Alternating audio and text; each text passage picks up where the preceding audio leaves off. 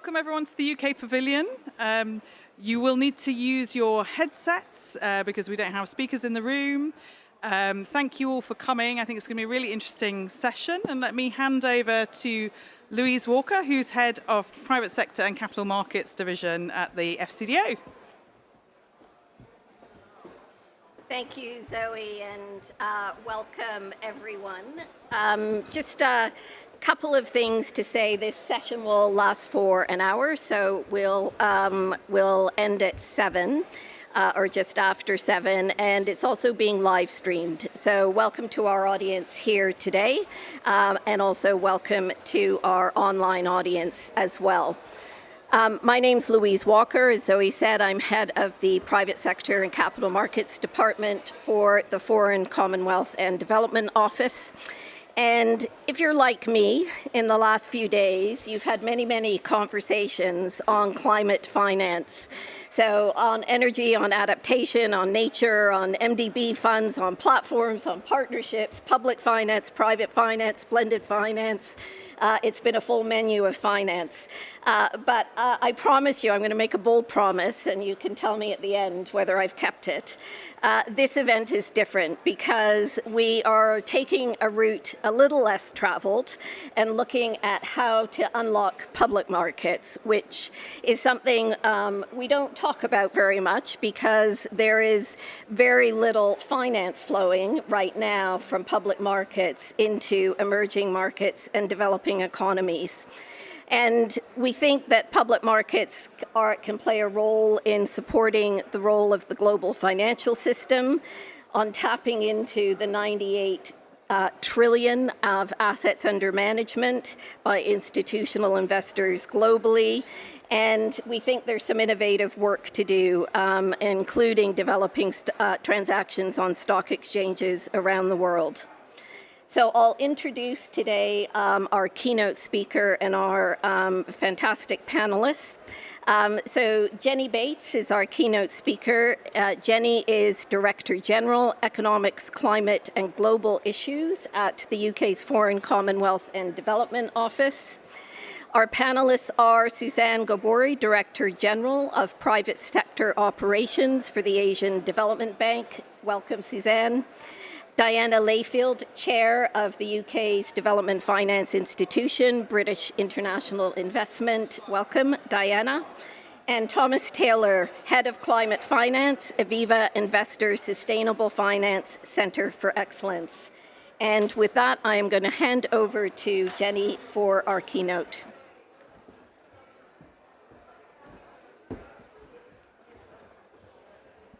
Thanks very much, Louise, and it's really nice to be here today to talk about this really important part of the finance agenda. What I'm going to do is say a tiny little bit about need, and I'm going to do that quickly because you've probably heard a lot about need in the past few days. Then I'm going to say a little bit about public markets, what they are, why they matter to this agenda, and then a tiny bit about what the UK in the round is doing in the UK government and with some of our partners that will hopefully then frame the discussion that comes from our excellent panel. So to start with need, I mean, here at COP, you can't move at this finance COP without hearing people talking about the essential role that finance is going to play, is already playing, but is going to increasingly need to play to deliver the climate outcomes in the coming decades. You've probably heard this number already this week, but an estimated additional 3 trillion is required to deliver the SDGs, that is the wider sustainable development outcomes, including climate outcomes by 2030. And another very big number is that an estimated 500 billion annually will need to come from private finance to help close the funding gap. And some of that will need to come, as we're going to talk about, from public markets.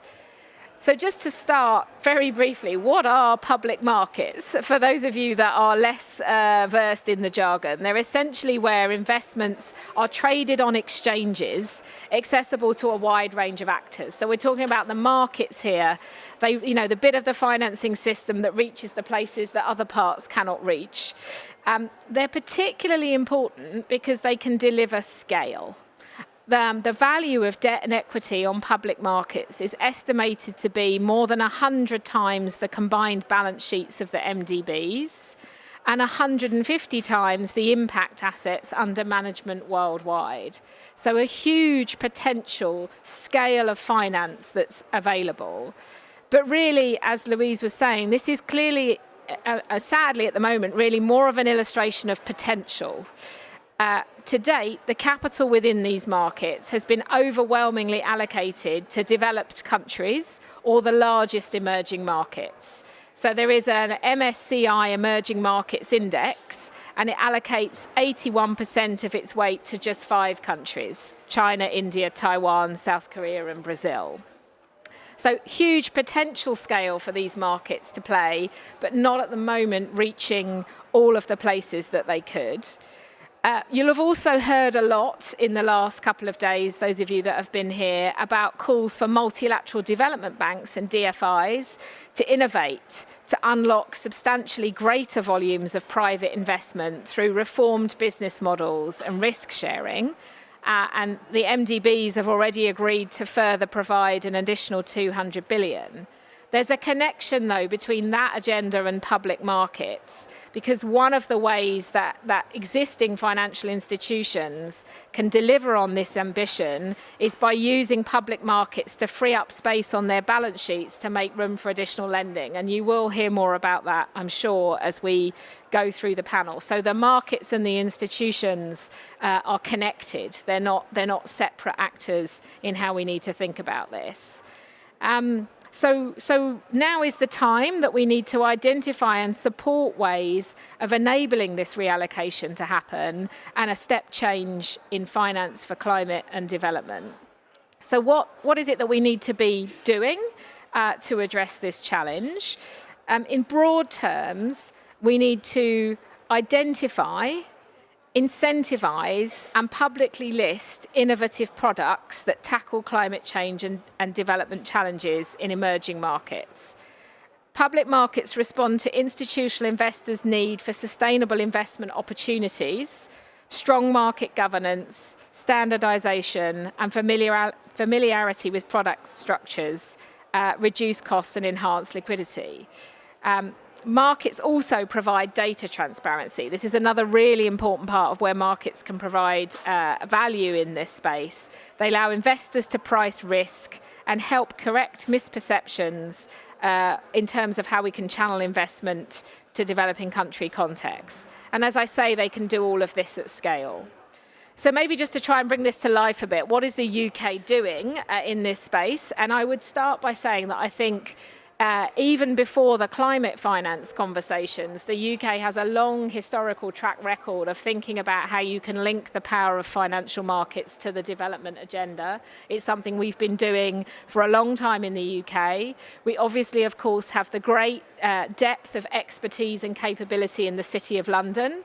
And we have a lot of knowledge that we can bring to this agenda and track record of working on these issues to the urgent need of now thinking about the same agenda in the climate finance space. So just to give you a few examples.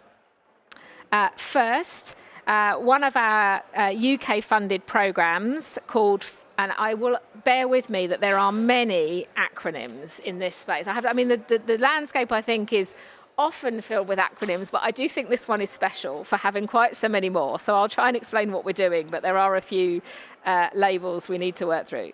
So we have a financial sector deepening program, which is setting up a new over-the-counter bond exchange in East Africa. Second, we have an organisation that some of you may have come across, the Private Infrastructure Development Group, known to those of us who know it well fondly as PIDG, P-I-D-G. And this group has helped support a Kenyan student housing provider to raise financing through a partial guarantee and to jointly list on the Nairobi and London exchanges. And that raised £42 million. So an innovative financial product that was been put on different exchanges, providing access to finance. Third, our development finance institution, BII, and Diana, the chair, is here on the panel, and I'm sure you will hear more about what BII are doing. But just to give one example, provided a really anchor investment to enable Tanzania's NMB bank to issue a Jamai bond. So again, a new kind of financial product with some advisory services to make that work, supported through the department. And this was listed on the London Stock Exchange and raised 159 million from local and international investors. So again, it's about the product to the market to drive the finance. We're not stopping there in the UK. So at UNGA this year, the Prime Minister announced a new mobilisation facility working with BII, which will again be about mobilising further commercial investors. And then fourth, another example and another acronym, the UK's mobilising institutional capital through listed product structures, known as Mobilist. This is about deepening pools of institutional capital that reside in public markets and is working to address the climate finance gap. Mobilist has supported 6 products across Asia and Africa with a focus on development and green finance, renewable energy, and has partnered with 9 global stock exchanges. It aims to ensure and fully highlight the commercial contribution that these assets can make to investors' portfolios. So again, thinking about it from the investor point of view, and is part of the way that we can provide exit, as I mentioned earlier, for some of the financial institutions. So those are just a few examples of the practical steps that we're taking in the UK to try to connect the link between the power of these public markets, the huge potential that they have to raise more finance for the climate transition and the SDGs. And I'm really looking forward to hearing more as we get into the panel discussion today about what we're doing and the steps that we can take together to deepen that way of channeling additional finance to the challenges that everybody here at COP is talking about today. Thank you very much. Thank you very much, Jenny. Some great examples there that bring this to life when we're talking about what can at times seem slightly abstract.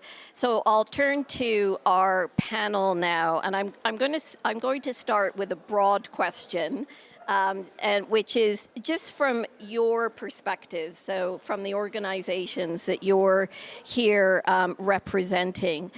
What do you think is needed to unlock investments from institutional investors into emerging markets and developing economies? And there's mics beside you on the table. Were you wanting to start with someone? Or? Yes, go ahead, Diana. Yeah. Absolutely.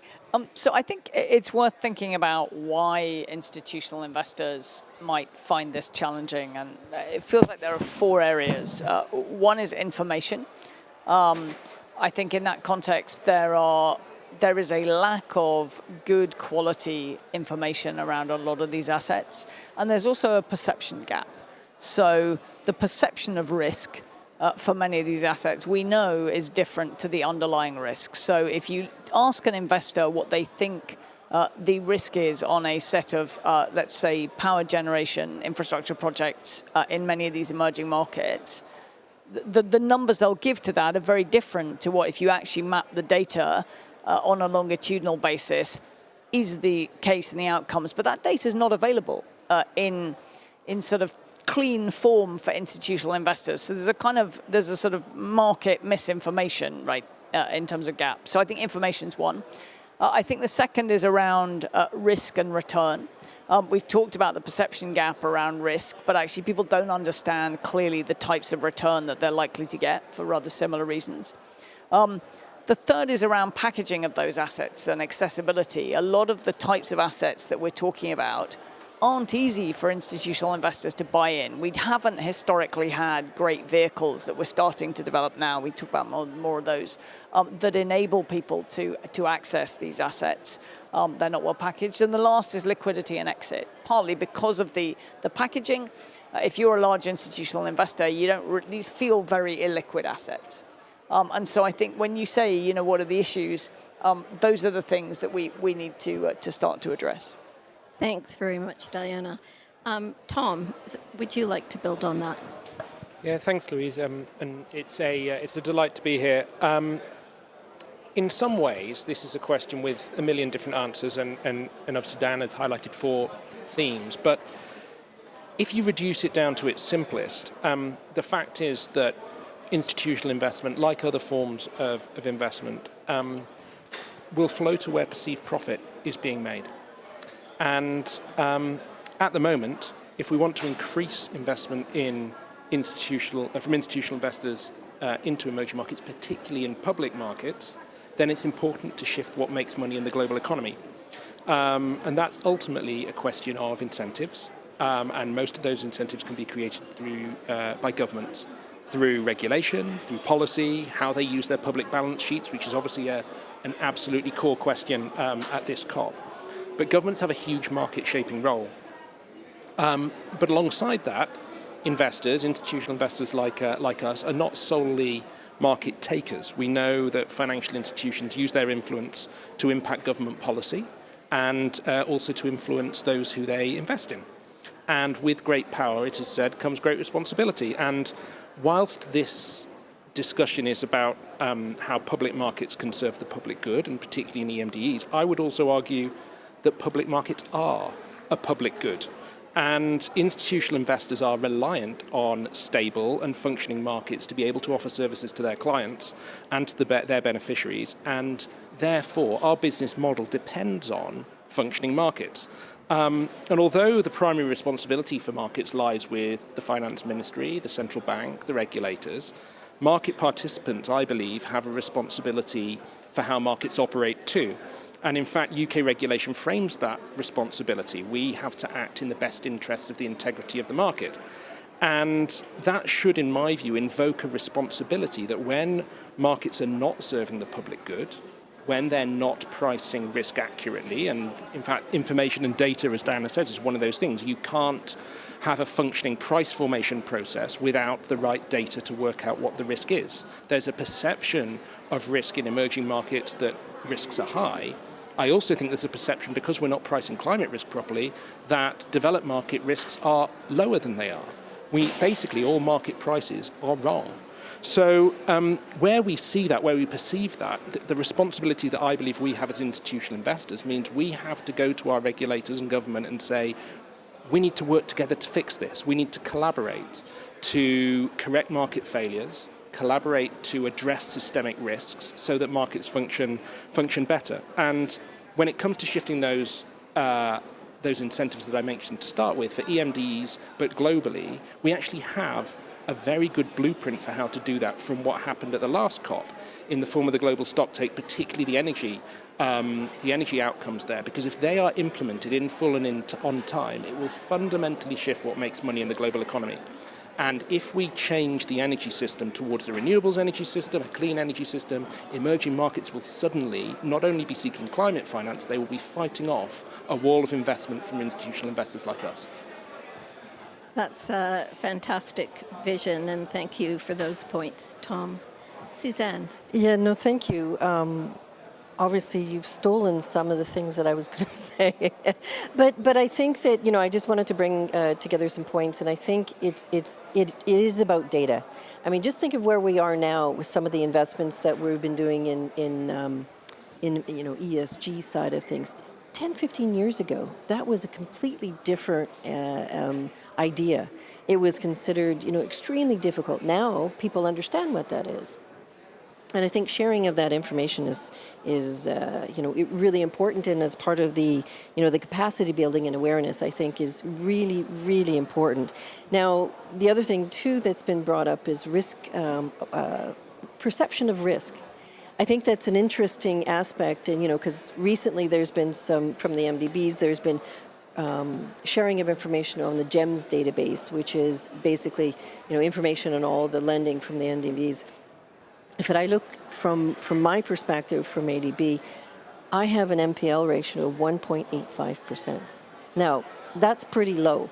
in terms, if we're investing across all these emerging markets, and just think about that, the write-off rates are like 0.01 or 2%, which is incredibly low. So on the one hand, you may say, oh, you're not taking enough risk. Yeah, exactly. But then the other side of it is, too, is that you are still doing really innovative things. And you're still making money.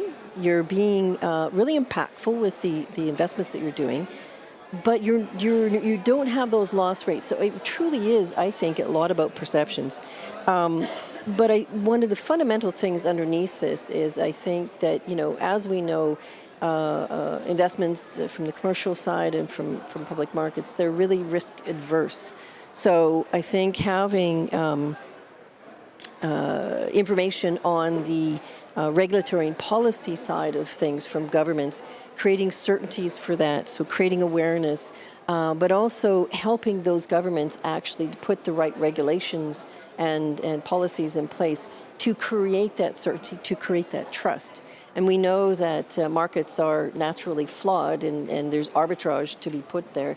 So I think that with that, it's a bigger discussion that we actually have to have. Is that you're looking at certain countries, what is their macroeconomic and what is their industrial policies? What are they built around? A very different carbon-based system. So it will require a different evaluation on how you're looking at things, and through that, the development of the capital markets.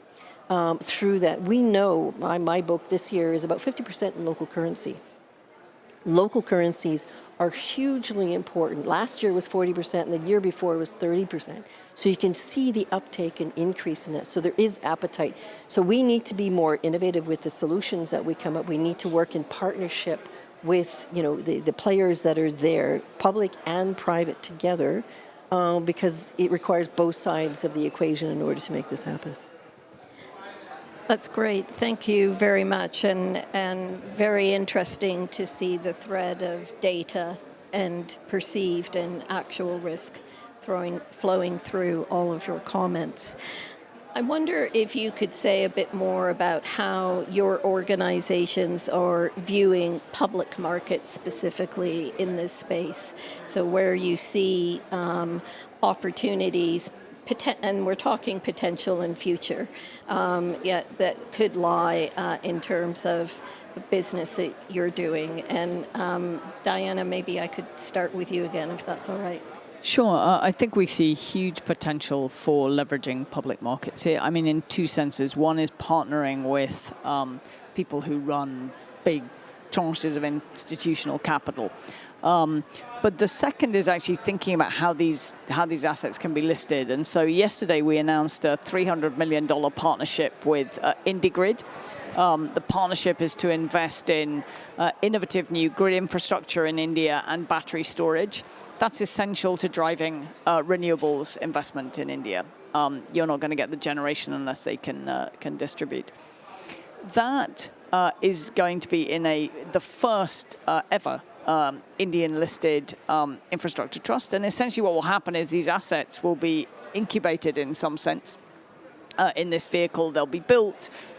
This combined entity will take the construction risk, the early risk, and then once they're ready, these assets will then go straight into the investment trust. So essentially they become listed assets when they are de-risked in large part. And that also speaks to the sort of perception issue. If people are going to misprice that risk early on, they'll correctly price the risk down the track, and you see that with a lot of climate finance construction risk.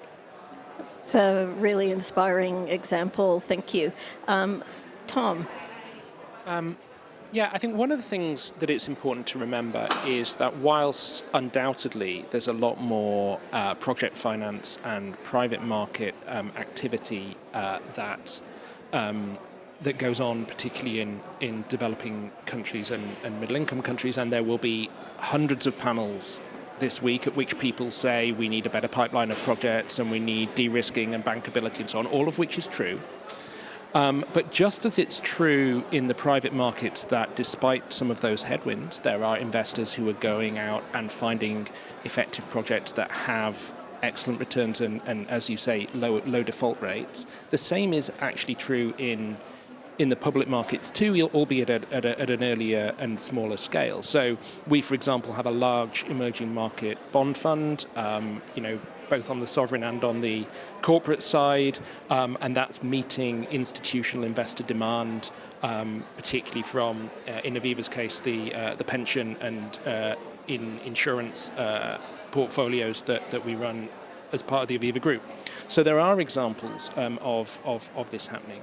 The other thing is that sometimes it's not always apparent where investment is flowing through into emerging markets when we're talking about the public markets. So, for example, we should not forget the foreign direct investment of corporates, many of which are multinationals listed on public markets. And whilst they do a wide variety of things, they can be encouraged to make sure that they are putting investment in, often which is not new issues, they're using retained cash flow, but nonetheless they are listed.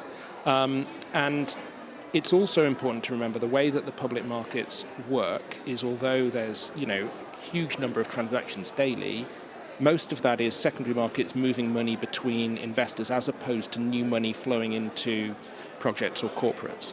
But nonetheless, there are moments, whether they're listings of the type you describe with the example you give, or where there's refinancing, or where rights issues, coming back to the market, whether for equity or debt. And at those moments, actually investors have a huge amount of influence, and we can use that influence to make sure that we're asking for the data at the right time, we're asking for the right due diligence, we're really pushing companies to be doing the right thing in terms of both the geographical spread, but also what they're doing, and that can help to scale for emerging markets and developing economies.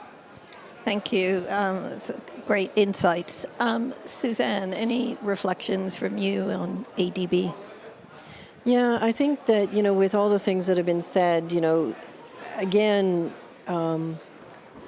given the scale of the task at hand, I think platforms, because will be the way that we actually have to invest. Giving examples, as you've mentioned, because individual transactions, yes, you can do that. There are investable deals, but you won't get the scale that everyone's needs. So we need to figure out better ways of creating platforms, and sometimes then also with different kinds of capital in there to actually de-risk. You need to bring in first loss, blended finance or concessional monies, so that you can actually attract the large-scale finance. But at the same time, what I would also say is that you need to figure out how you can bring in the other side of the business. We know majority of employment and beneficiaries will be through the SMEs and the micro SMEs. So you need to figure out how to tackle that. And again, you can't do that individually, but you'll need to create platforms for that where you can actually work through different institutions and different parties. I think that, again, you will need to create these public-private partnerships in order to do that. You will also need to use more of the instruments, the guarantees, structures. You'll need to use more of the bonds that we've been able to do, sustainability-linked loans and bonds and thematic bonds. So there's a whole wide range of instruments we'll need to bring together to actually create the scale. And it fundamental underneath this is about partnerships, because no one organization or institution can do this on their own. And in order to get institutional investors in place, they now, compared to where they used to, is that they have allocations for emerging markets. They never used to have that years ago. And so it's a change in the fundamental perception, is that you can have a combination of impact plus return. And I think that you have more of that now than you've ever had. It's a very interesting observation. Just building on some of the things that you said and Tom said as well. I mean, we know now that institutional investors hold the majority of global wealth, which is primarily held in developed markets. So that's the incentives piece, obviously, where the profit can be made. And we know that there's this potential to do more with emerging markets and developing economies, but we're not really there yet, not really, we are not there yet. I can be perhaps a bit more definitive. But how, in terms of transactions or things that can start to drive the market and demonstrate, for example, the way mobilise does and some of the other transactions that you're talking about, how can we start to really foster and build and demonstrate the role that public markets can play? And I'll just switch up the order here just to give Diana a break so she doesn't have to keep starting off the conversation. And Tom, I'm wondering if I could start with you. Yeah, of course. So I think in terms of that institutional investor demand, I mean, it's absolutely right what Suzanne says, that pension funds are starting to make small but nonetheless collectively significant allocations and therefore create demand signals for emerging market investments. And pension funds certainly have an enormous preference for the public markets because although there are some very big pension funds, the smaller ones, when we're talking about a private market deal, the concentration risk that they would have if they went and did a project finance deal would all be essentially in one project, and it just doesn't work that way. So some of what Suzanne was saying in terms of platforms or pooling structures, ways to then securitize those, so create bonds that the pension funds are fully familiar with, that allows them to meet some of their growing demand to have a diversification benefit from going into emerging markets, but also a risk benefit, because although, as we were saying, there are perceptions of individual risk when it comes to the instruments, when you zoom out as a pension fund, which should have a very long-term investment horizon, the potential for the crystallization of sustainability and systemic risks absolutely threatens their ability, or our ability as a pension provider, to pay benefits in retirement to their beneficiaries. And therefore, making sure that we have a global transition, knowing that 85% of money for the clean energy transition is flowing to developed countries in China, that is going to build up risk in the system.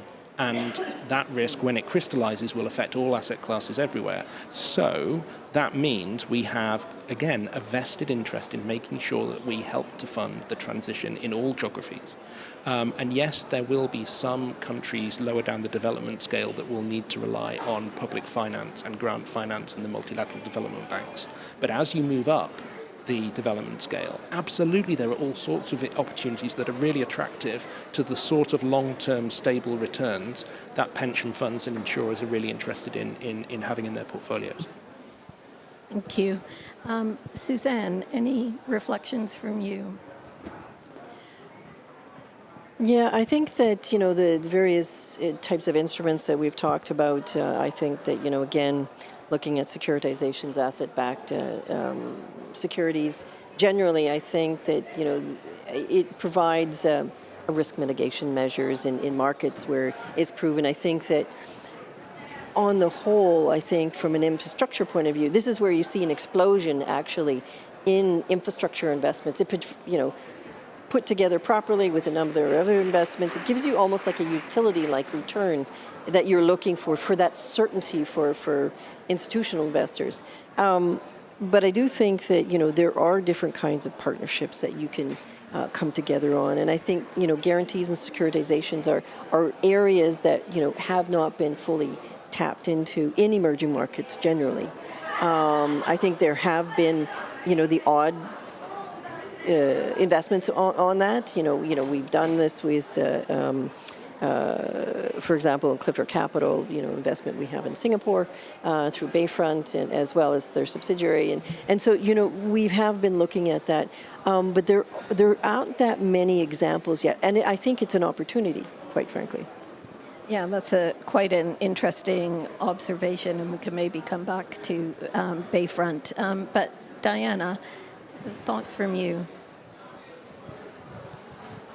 I think Suzanne and Tom have covered most of them. I think the only thing I'd say is I do think what is incredibly productive is a much tighter dialogue between the markets, institutional investors, and organizations that are deeply involved in these areas with these assets. So, I think it's only fairly recently as DFIs, we've even started to think about how do we change the velocity of our own balance sheet, how do we recycle assets? How do we ensure that those are accessible to other people?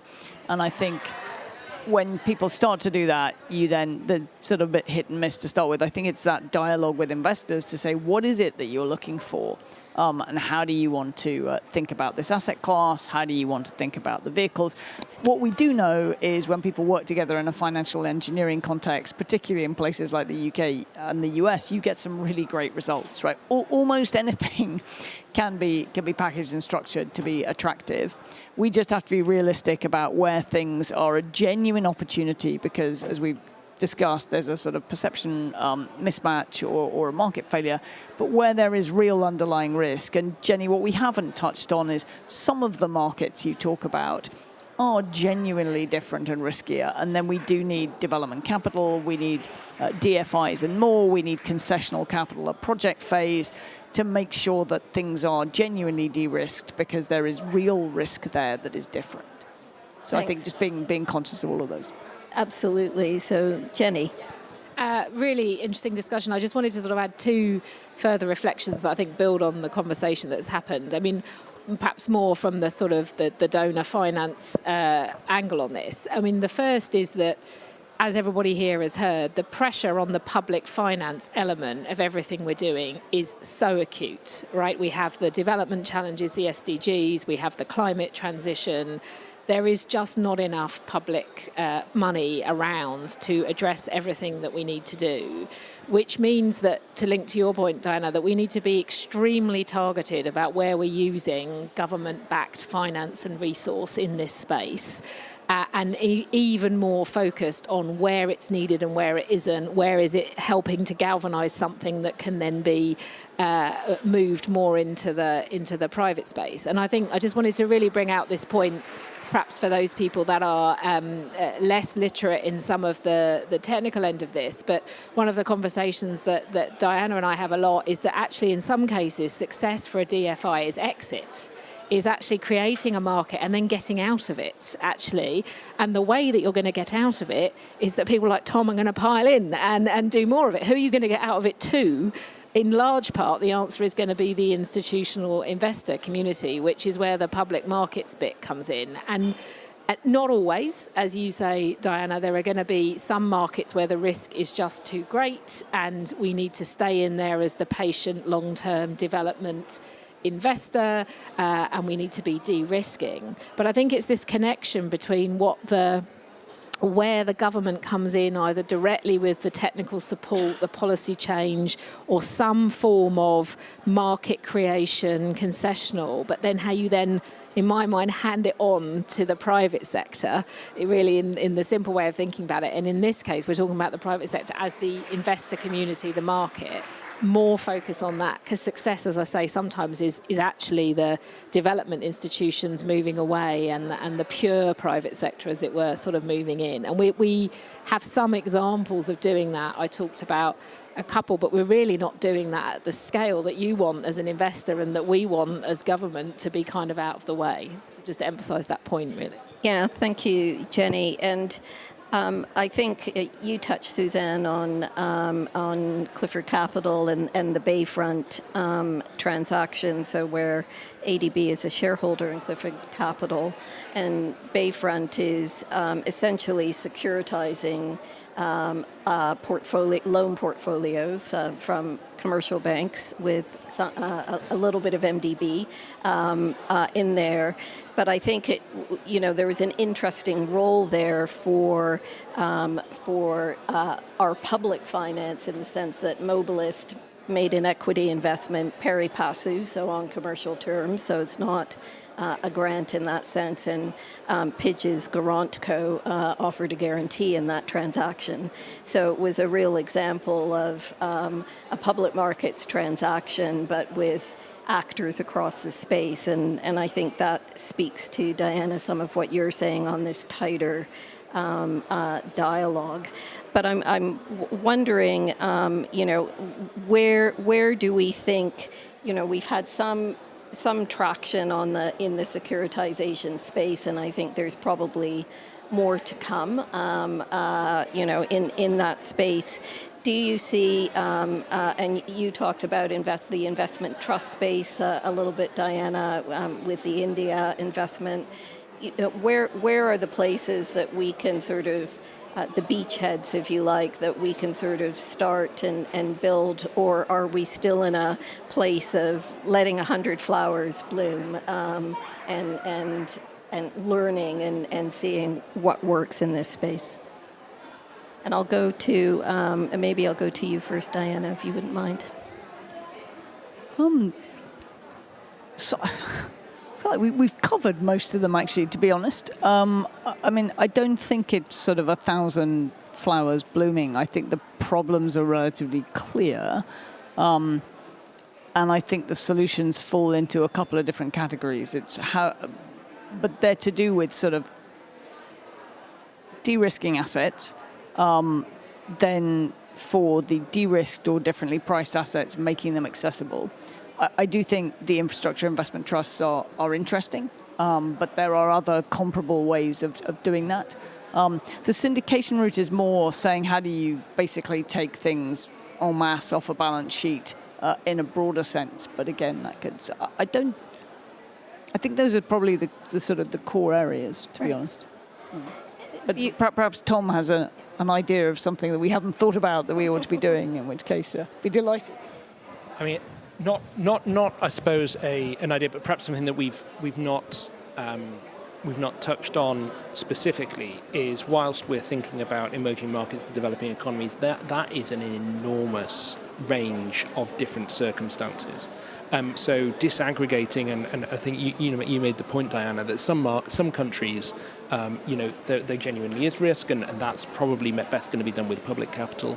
But working out the different areas where private investment can flow on its own, where it needs just a small, perhaps, bit of help in terms of de-risking or a guarantee or whatever it might be, but also, exactly as we were just hearing, making sure that isn't then necessarily permanent if there's perhaps, project execution risk or project development risk, and then once it's up and running and income streams are flowing from it, then actually the private sector is probably pretty happy with that. So again, making sure then the precious, limited public money is recycled is really important.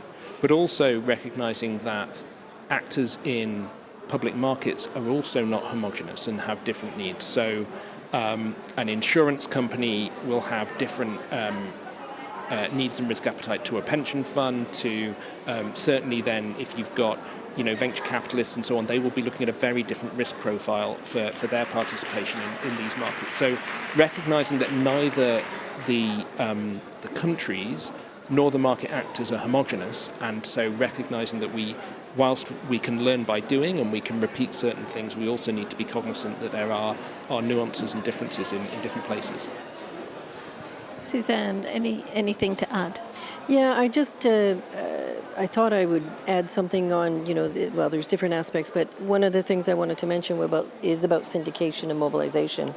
So within my shop, we have a significant syndication mobilization team. So last year, for every dollar we put in, we mobilized $2.7. So I don't think that's that bad. But that from an MDB perspective, 80% or thereabouts of what you're doing is debt investments. And so if you get a critical mass in certain categories and types of investments, then you can lead that to securitizations. But I think we through our syndications, we have these AB loan structures. We use our preferred creditor status to actually bring in financial parties into transactions that would not necessarily be there. We syndicate into local currency. And we also do risk transfers with, various, you manage your own balance sheet and that kind of stuff. So you try and bring in the private sector in numerous ways. And to the point about, if you're looking at it, particularly from an equity point of view, it's about exit. Different markets, it varies. And the development of the capital markets, I'm always thinking in there when, the team is proposing, different equity investments, particularly from a direct equity point of view, how are you going to get out? And then, what is the best way to do that? So we're there for a period of time. We're not there to buy and hold for X period of time. But you're there to actually, at some point in the near future, that things will have developed. you are also doing other things within that market to help create those, that certainty so that you can find an exit to the private sector. That is the point. Yeah, that's a good point, and I think, Jenny, that's what you were talking about as well, the difference between patient capital and when you need to really move and be able to use your capital for the next thing and really make the most of it. I'm going to come back to something we started on at the very beginning of the conversation, which was about risk and perceived risk and the data and information to really price risk, whether that's physical climate risk or investment risks. But Jenny also referred to, indices not actually reflecting, what you said, Tom, the full sort of diversity or spectrum that we have when we have this big lump, when we say it's emerging markets and developing economies and everything that sits under there. What do you think the role of credit rating agencies or the tools we have in the indices that we're using? Is there work to be done on that front to perhaps look at pricing risk more accurately and more fairly in terms of the tools and the mechanics that sit underneath some of these decisions? And maybe I'll start with you, Suzanne. Oh, excellent! Because I think no. Risk is I have. Let's just say daily healthy discussions with my risk department and stuff. So, but I do think that this is where I think the release of information and data, as I mentioned, it's been talked about the GEMS database, and it's about risk, but it's also about the perception of risk, because I think that there is a difference. And you can see it in the investments and the loss rates within the MDBs. So you can actually say that they are investing in high risk emerging markets, but their loss rates are really low. But it comes with patient capital.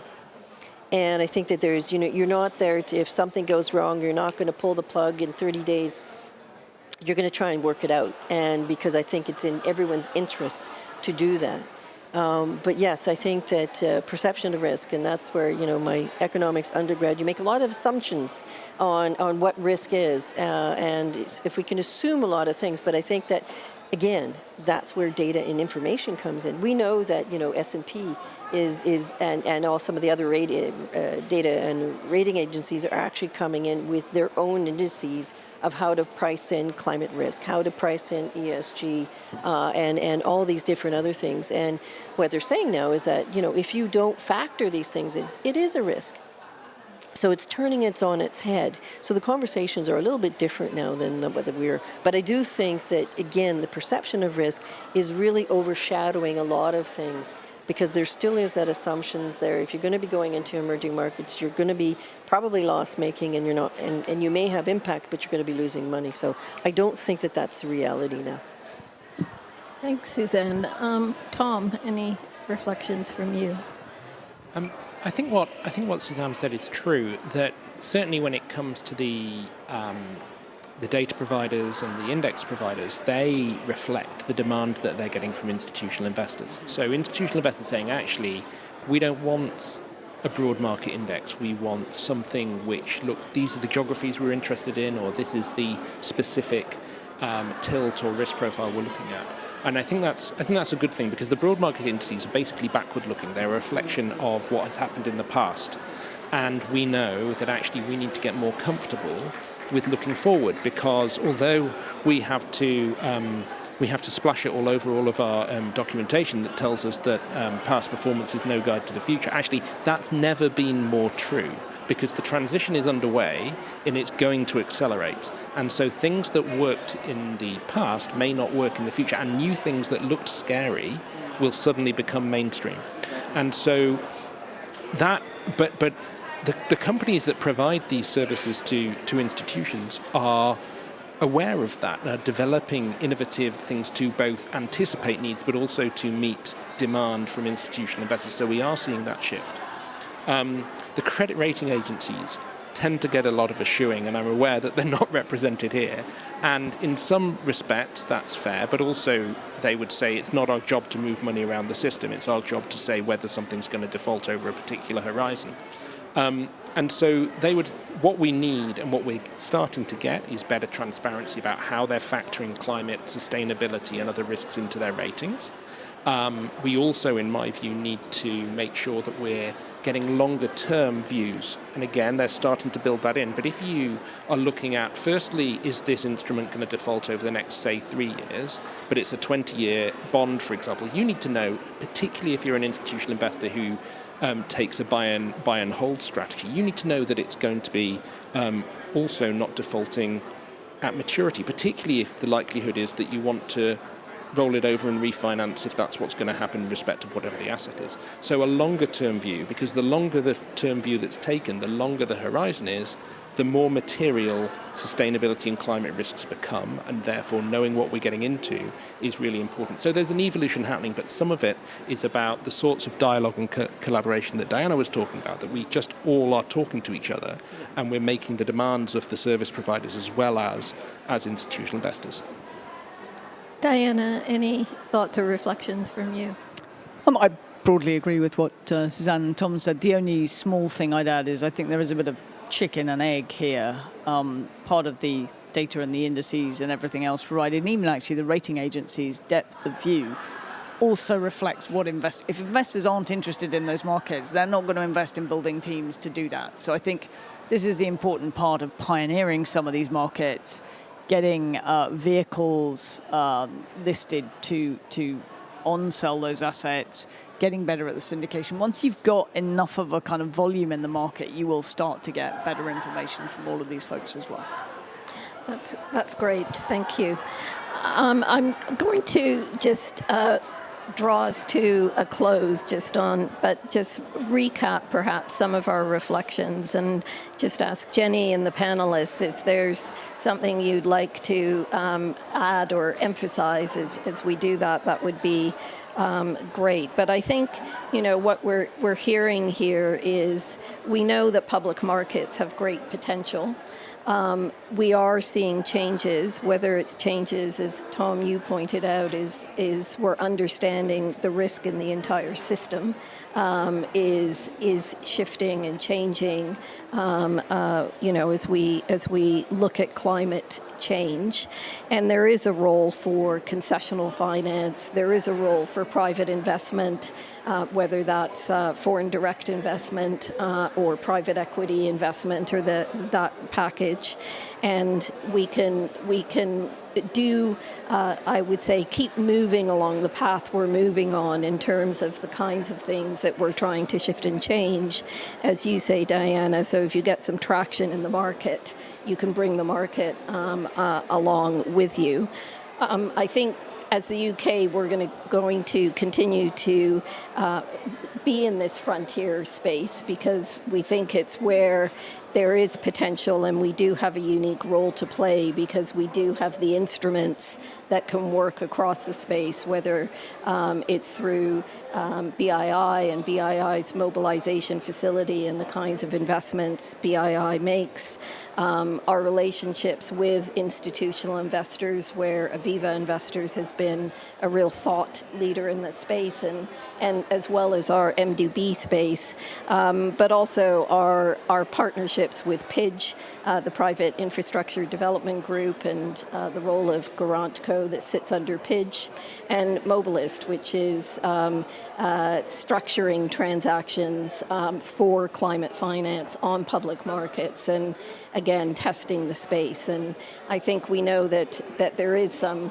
traction in the securitization space, there is some traction in the investment trust space, and we'll keep working with those. But I think, as you said, Diana, the tighter dialogue among all the players in the markets, including the rating agencies, so that we are having that conversation about where the potential is, but also making sure that we're evolving and fit for purpose in terms of our risk tools and indices and the way that we're able to look at markets and really assess our investments and the risks that go along with them.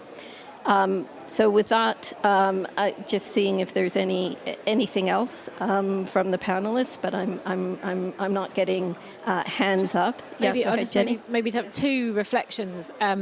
So I thought this was a really fascinating discussion. I mean, there was lots in it, but I think there's two things that have really struck me. The first is, in this environment in COP, you have lots of conversations with people where they talk to you about grant finance and banks. And this conversation has reminded us that markets, financial markets, actually are extremely powerful. They are what drove UK economic development for many decades. And so it is complicated, it does have a lot of acronyms, but actually the power of those financial markets are going to be absolutely essential to the climate transition. So we're at the frontier of it, we've got to keep going, right? And this is a really important conversation to add to that financial conversation, because otherwise it is a bit grant and bank and not enough about markets. That's one reflection. The other one, I think, is this conversation about risk. It's really interesting because actually I thought what you were saying, Tom, about the fact that the world is going to have to reassess risk generally because of the climate transition. There's always been the challenge about risk in other markets, but we're going to have to do that anyway because we've probably got risk not quite right. And can we use that need to reassess risk to help us deal with some of these misperceptions that have been out there for a long time in development, but there might be a bit of a frontier there. Yeah, thanks, Jenny. Fantastic observations and summing. Just to say a final thanks to our panelists. Thank you for your time today. Diana Layfield, British International Investment, Thomas Taylor, Aviva Investors, and Suzanne Gabori, Asian Development Bank. Thank you so much. And thank you to our audience here in Baku, Azerbaijan, and for those of you who are farther afield, who are part of our live stream. Thank you, everyone.